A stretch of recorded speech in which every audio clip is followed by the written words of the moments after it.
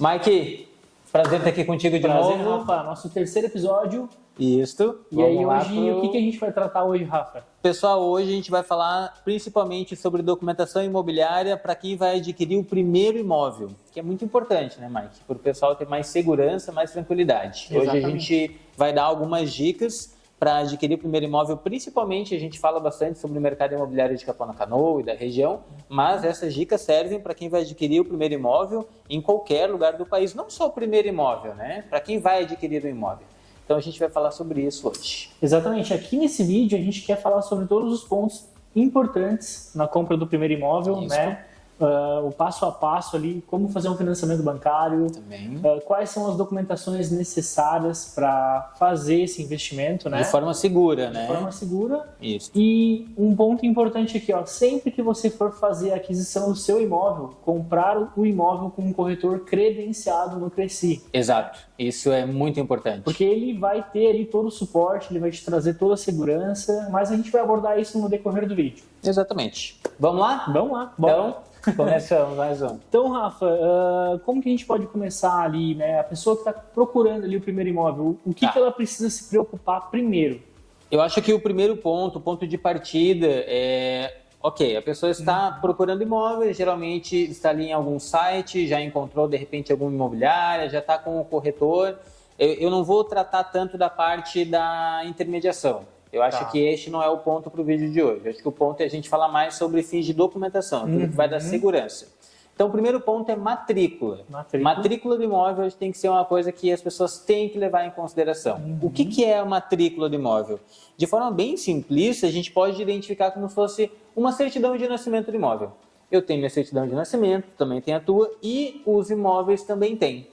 Quando uma construtora vai edificar um prédio ou alguém vai fazer um loteamento, falando de terrenos, né, ou mesmo em condomínio fechado, cada imóvel, cada terreno, cada apartamento, cada casa vai ter uma matrícula. Nessa matrícula, que fica no registro de imóveis da cidade, algumas cidades podem ter mais de um, dependendo do tamanho.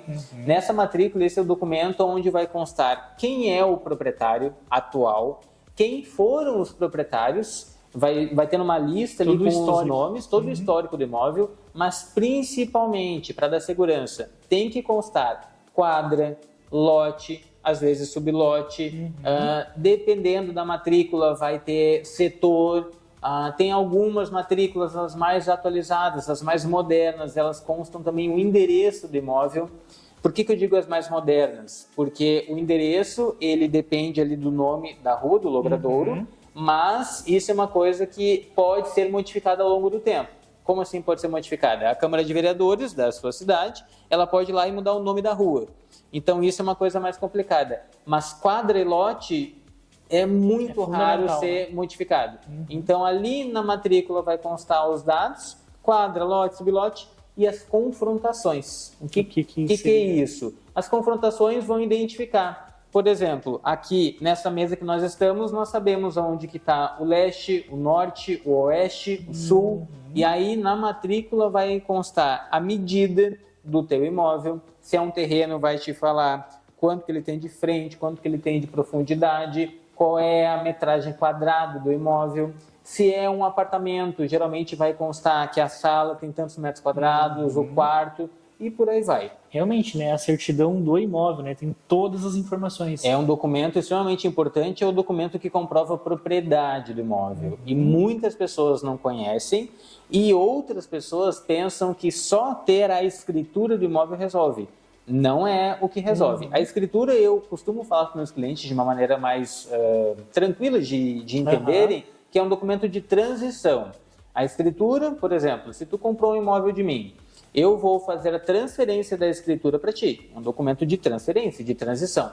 Com a escritura, tu vai levar até o registro de imóveis e aí o teu nome vai estar na matrícula. Aí tu passa a ser o proprietário do imóvel e tu pode fazer uso, né, do imóvel com propriedade e também pode revender. Então, quando a gente vai comprar um imóvel pela primeira vez, o que é importante é olhar a matrícula. Né? Então já está naquela fase de negociação, já está encaminhando ali a assinatura de contrato, vamos ver se a pessoa que está me vendendo realmente é o proprietário. É o proprietário do imóvel, né? Então a matrícula do imóvel garante segurança total ali na aquisição do bem, né? E Rafa, assim, comprar um imóvel particular ou com um corretor? Sempre com o corretor, mas claro que credenciado e seja um corretor que tenha um histórico, porque só o fato de estar credenciado também não vai ser tudo. É a mesma coisa que a pessoa que tem uma carteira de motorista, só o fato dela ter carteira não quer dizer que ela vai dirigir bem. Então eu sempre oriento os meus clientes, né, a procurarem trabalhar com quem está credenciado, mas dá uma olhada no histórico. Por que que isso é importante, Mike? Porque o nosso nome, principalmente na corretagem, no ramo que a gente trabalha, o nosso nome tem que ser algo assim que antecede o nosso trabalho.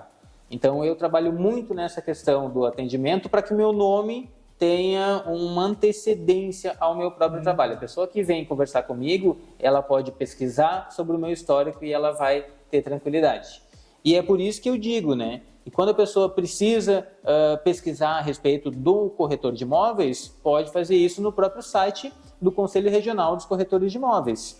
É só colocar ali o número do CRECI, deste corretor, dessa corretora, tem um campo que a gente consegue fazer essa pesquisa e já te dá mais segurança. Mas isso é só um dos pontos, a gente vai tratar sobre outros. E, Rafa, o proprietário, né, a pessoa que está querendo investir, ela deve comprar um imóvel na planta, um imóvel novo, ou um imóvel usado, no caso. Para ela, qual seria a melhor opção assim de início? Eu me lembro, Mike, que lá no primeiro episódio nós falamos, acho que foi no primeiro que nós falamos sobre o objetivo, né, o imóvel que se encaixa para o objetivo do cliente naquele momento de vida.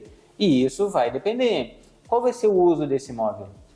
Eu quero um imóvel, isso é muito comum aqui na praia, né? E como a gente gosta de falar, o nosso podcast aqui é de uma maneira muito, muito sincera com o que a gente tem de conhecimento. Então, vou te dar um exemplo do que eu vivo. Chega ali no mês de setembro, quem tem a possibilidade já quer comprar um imóvel para aproveitar no verão. A pessoa que vem nesse período, né, ali no meio do inverno, finalzinho do inverno, querendo chegar ali na primavera ou já próximo do verão, essa pessoa ela quer um imóvel pronto. Não é bacana para mim, na minha opinião como corretor, não é o perfil de cliente para comprar imóvel na planta, mesmo que o imóvel esteja quase pronto. Porque nós temos muito isso, né, Mike? De, eu estou comprando agora, mas a construtora vai entregar em dezembro. Qual é o problema da construtora entregar em dezembro? Não é que ela não vai entregar, mas em dezembro, aqui na praia e praticamente em todo o litoral, em todos os lugares, né? Como é que vai conseguir mobiliar? Porque, assim, todos os profissionais que vão te prestar serviços, alguém que vai fazer uma instalação hidráulica, elétrica, montagem de móveis, todos eles estão saturados. Então, aí a gente começa a entender que não é o perfil desse cliente comprar um imóvel que está em construção, ou mesmo um imóvel novo vazio. Aí eu já indicaria um imóvel usado. Se a pessoa quer um financiamento bancário, em geral, o financiamento bancário, a gente só pode fazer de um imóvel que já está com a documentação toda concluída. O que eu quero dizer com isso? Se é uma construção nova, principalmente na cidade de Capão da Canoa, se é um prédio novo, pode ser que ele ainda não tenha o habite e pode ser que ele ainda não tenha a matrícula individualizada. O que seria a habite, Rafa? O habite é a carta de habitação que chamamos, que é um documento em que a prefeitura da cidade vai fornecer, ela vai até o imóvel depois que ele está pronto, verifica se ele está de acordo com o que foi colocado no projeto para aprovação. Vou tentar explicar de uma forma mais simples, tá? Um construtor, ele quer fazer um prédio, ele vai até a prefeitura e apresenta o projeto com base no plano diretor. E aí a prefeitura aprova para que ele faça a obra. Depois que ele fez a obra e tratou toda a parte documental com o registro de imóveis, ele vai chamar o fiscal. E aí vem aqui para ver se a obra está de acordo com o projeto e de acordo com o que o plano diretor da cidade preconiza. E se o fiscal concordar ali que está tudo de acordo, ele vai fornecer a carta de habite. Com essa carta de habite, o construtor vai poder concluir a documentação do edifício, da casa, enfim, do imóvel que ele está edificando, e aí vai constar a matrícula individualizada.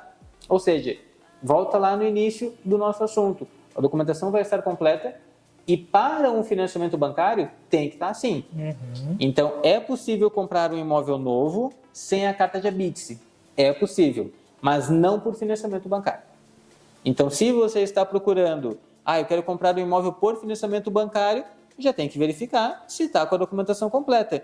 Porque às vezes, Mike, o que eu vejo? As pessoas, elas estão comparando o imóvel que eu estou oferecendo com outro imóvel que elas têm em mente. Só que esse outro, ele não vai poder financiar. Então vai ser uma frustração. Às vezes a pessoa fica 1 mês, 2, tratando de valores, tratando de uma série de pormenores. Mas falta aquela documentação. Aí quando chega na hora, não vai dar para fechar por causa disso.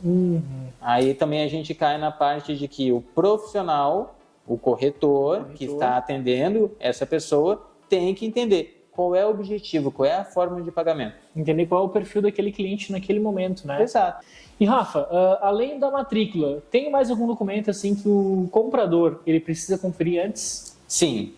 Além da matrícula do imóvel, eu indicaria para pedir para o seu corretor, e eu faço isso aqui no escritório, para verificar as certidões dos vendedores. O que acontece? Muitas vezes, os vendedores eles podem ter algum tipo de pendência financeira para com a Receita Estadual, para com a Receita Federal, até mesmo algum processo trabalhista, isso era mais comum antigamente, e isso pode acabar respingando no imóvel. Então, certidão da Receita Estadual e da Receita Federal, que a gente consegue retirar pela internet com o CPF da pessoa, é muito importante. E isso, além de dar segurança e garantia para quem está comprando, também para quem está vendendo e para o corretor de imóveis. Porque aí ele está se resguardando e comprovando o profissionalismo. A nossa responsabilidade como corretor de imóveis é muito grande. Muitos acabam não lembrando disso, não sabendo. Então, um dos documentos mais importantes, alguns dos documentos mais importantes são matrícula do imóvel.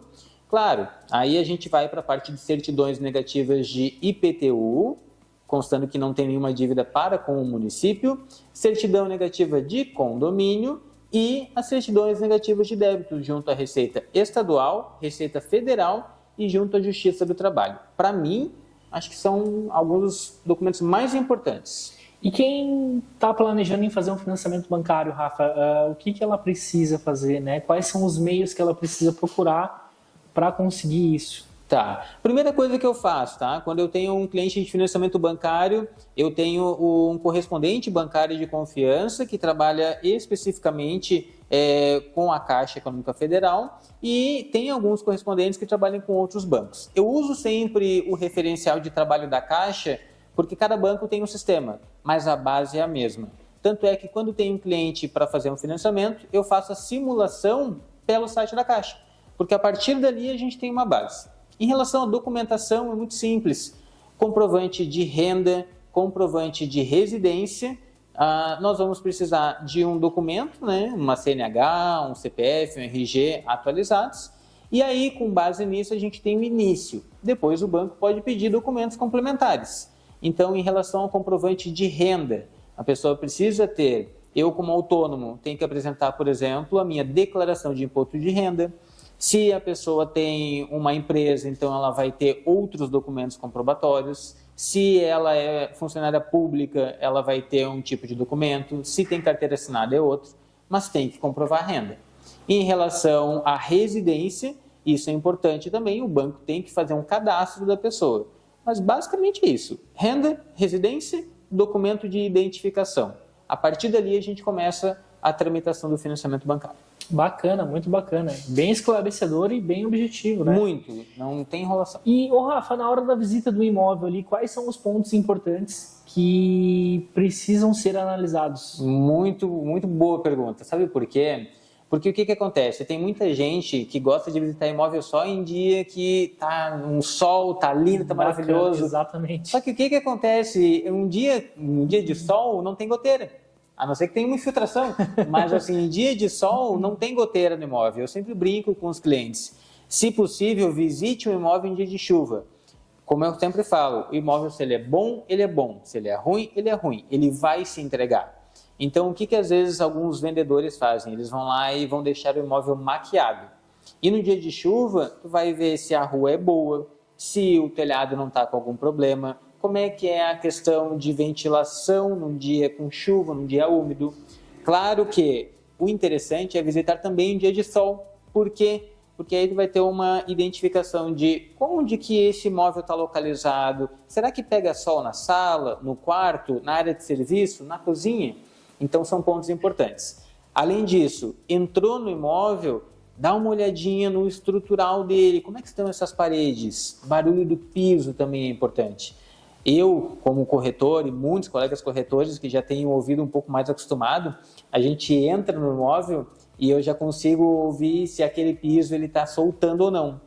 Caso você não saiba, se o piso é mais antigo, 10, 15, 20 anos, pode ocorrer de já estar soltando. Então a gente entra e ouve aquele barulhinho como se fosse um pouco de areia, né? E aí eu começo a bater ali para identificar como é que está o estado geral. E isso faz muita diferença. Às vezes trocar o piso de um imóvel inteiro vai ser um custo muito alto e aí não vale a pena comprar aquele.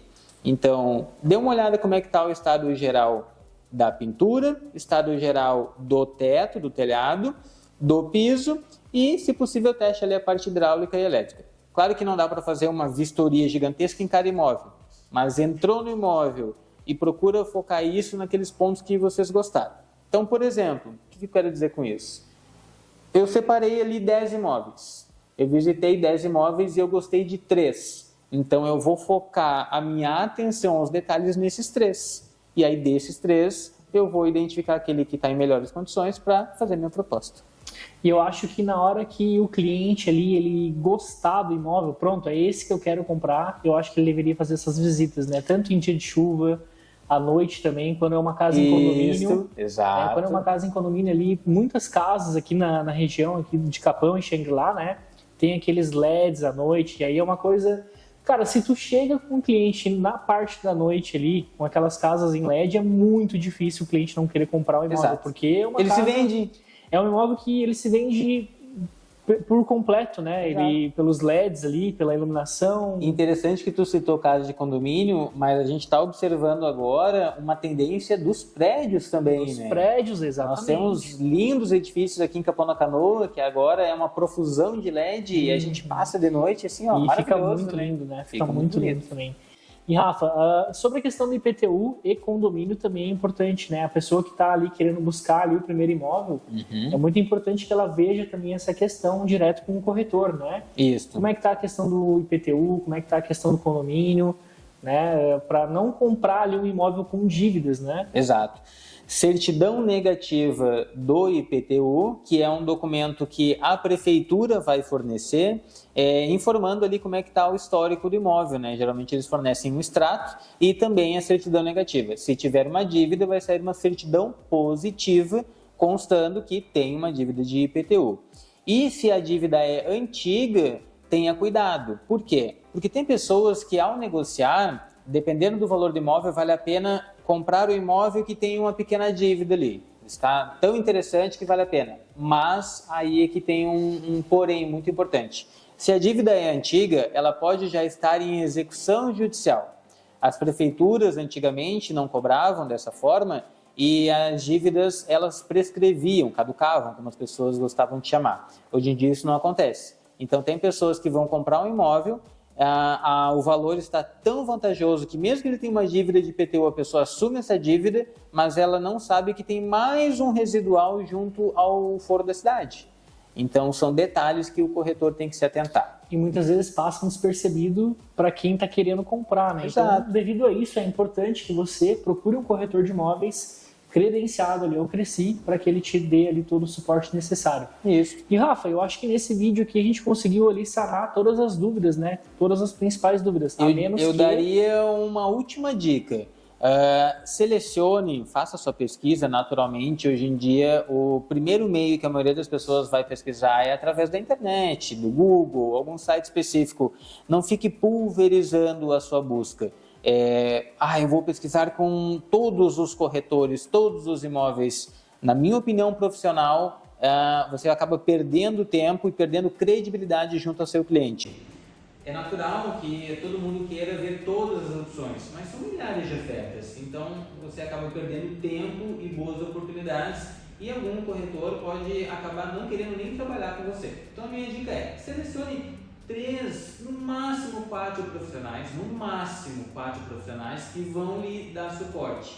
E nesses profissionais que vão realmente te atender, te passar as informações que você está procurando, porque daqui a pouco esse profissional que está te atendendo e está colocando toda a energia em buscar o melhor imóvel, ele vai cansar. Ele vai para outro cliente, ele não vai procurar o melhor imóvel. Afinal de contas, você já está pesquisando o mercado inteiro, então como que ele vai se destacar? A minha dica é essa, mãe, sabe? As pessoas têm a tendência muito ruim para elas mesmo de pulverizar a sua busca e acabam perdendo excelentes oportunidades no meio desse processo. Pessoal, então a gente está finalizando aqui a nossa dica de hoje, né? E a gente tem um comentário bem bacana, que é da Heloísa. O Rafael vai ler aí para nós. Eu vou deixar destacado aqui também. Antes de mais nada, a gente quer agradecer a Heloísa e a todo mundo que está curtindo, está comentando, está dando dicas para a gente. Eu achei muito válido o comentário dela, Mike. E aí eu vou ler para vocês aqui, que ela colocou no último episódio, tá? Corretor de imóveis vive de informações. Corretíssimo. Quanto à estrutura da cidade, penso que o privado se sai muito bem e é o que torna o mercado de Capão muito pujante. Por outro lado, a prefeitura deixa a desejar. Precisamos de obras de saneamento, escoamento de água e vejo que se preocupam muito com a estética da cidade, pintura de faixas de pedestres e de meio fio. Mas qualquer chuva alaga as ruas, dificultando o trânsito de pedestres. E ela tem razão. Totalmente. A prefeitura precisa investir mais nisso, inclusive nós citamos lá no primeiro episódio. E aí ela conclui, né? Vinda de Porto Alegre, trabalhando sozinha aqui. As informações abordadas são muito relevantes. Estou gostando. Sucesso.